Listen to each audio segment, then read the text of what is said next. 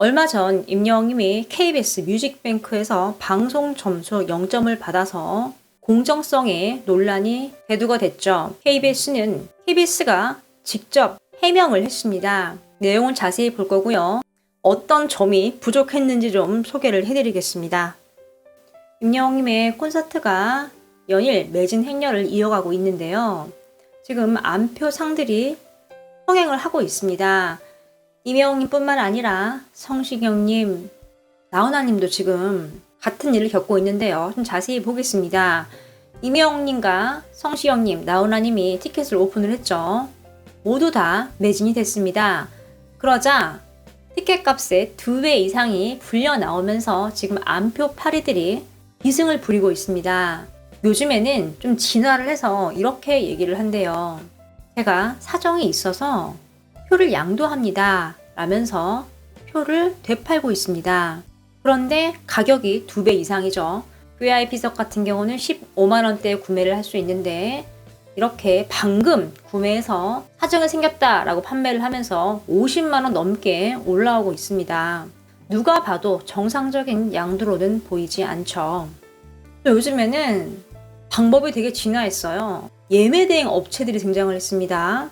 25만원만 주면은 임영웅 콘서트를 티켓팅을 해드립니다 라는 서비스가 지금 나왔어요.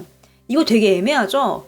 불법인 것 같은데 불법도 아닌 것 같고 정말 교묘하게 안표를 판매를 하고 있죠. 가수 성시경 씨는 이런 말을 했어요. 자신의 SNS에 제일 한심하고 불쌍한 게 안표상이라면서 불만을 터뜨렸습니다. 성시경 님이 좀 할 말을 다 하는 스타일인데 맞는 말을 했네요. 또 싸이님도 안표를 사지 말라고 직접 좀 언급을 한 적이 있습니다. 또 여기서 끝이 아닙니다. 요즘에는요, 취게팅 아르바이트가 등장을 했어요. 이게 뭐냐면 표가 이제 예매해둔 분이 취소를 하잖아요. 그러면요, 기다렸다가 취소를 한 티켓을 재빨리 클릭을 해서 구해주겠다는 아르바이트가 등장을 했습니다. 이렇게 K-POP 콘텐츠가 성장을 하고 공연계가 몇 년 만에 꽃을 피우고 있는데요. 이렇게 몇몇 의식 부족으로 안 좋은 결과를 지금 초래하고 있습니다. 가장 좋은 방법은 안표를 구매하지 않는 것입니다. 찾는 사람이 없다면 안표도 근절이 될 것입니다. KBS가 직접 해명을 했습니다. 결론적으로 보면은 임영웅 신곡은 집계 기간 내에 방송이 안 됐고 또 서로도 조사 결과 응답률이 0%였고 점수 산정 방식을 앞으로 세심하게 고민을 해볼 것이라고 얘기를 했습니다. 딱 봐도 얼토당토하지 않죠. 좀 자세히 볼게요. KBS 홈페이지에 공지된 뮤직뱅크 차트 집계 방식을 말을 했어요. 디지털 음원 60%, 방송 횟수 20%, 시청자 선호도 10%, 음반 5%, 소셜미디어 5%로 구성이 되어 있죠. 이런 말을 합니다. 마찬가지로 각 방송사의 음악 순위 프로그램도 자체 기준에 부합하는 집계 방식을 적용하고 있다. 이 말은 우리뿐만 아니라 MBC랑 SBS도 이렇게 하는 거야 라고 다른 방송사를 지금 끌어들이고 있어요. 또 뮤직뱅크는 점수 산정의 공정한 확보를 위해 각종 외부 전문가 및 데이터를 활용해서 점수를 집계한 뒤 순위를 결정하고 있음을 알려드린다. 제작진은 순위 결과를 확정하기 전에 데이터를 재확인하면서 정확성을 높이기 위해 노력하고 있다. 지금 해명을 하고 있긴 한데 알맹이가 없는 해명이에요. 즉 증거가 없는 해명이라고 보시면 됩니다. 또 이어서 이런 말을 해요. 이번 순위 집계는 2022년 5월 2일부터 8일이며 해당 기간에 집계 대상인 KBS TV, 라디오, 디지털 콘텐츠에 임영웅에 다시 만날 수 있을까가 방송되지 않았다 라고 말을 했어요. 차트 보겠습니다. 방송 점수 임영웅 0점, 르세라핌 5348점. 르세라핌이 방송과 라디오 얼마나 나왔는데요. 그럼 이렇게 해명을 하는데 아래 데이터를 실어줄 수 있잖아요. 어떻게 해서 르세라핌의 방송 점수가 5348점이 나왔는지, 라디오에 며칠날 라디오 어느 프로그램에서 언제쯤에 몇 번이 나왔다. KBS 방송에서 어떠한 프로그램에서 몇 날 몇 시에 나왔다. 이런 정확한 증거가 보여야죠. 그게 힘든 게 아니잖아요. 왜냐면 여기 지금 아래 나와 있죠. 제작진이 데이터를 재확인한다고 나와 있습니다. 그럼 이미 뮤직뱅크 측은 이 데이터를 다 갖고 있다는 얘기예요. 그러면 이렇게 보도자료 낼 때 시원하게 띄우면 되잖아요. 그러면 르세라핌이 이렇게 나왔구나.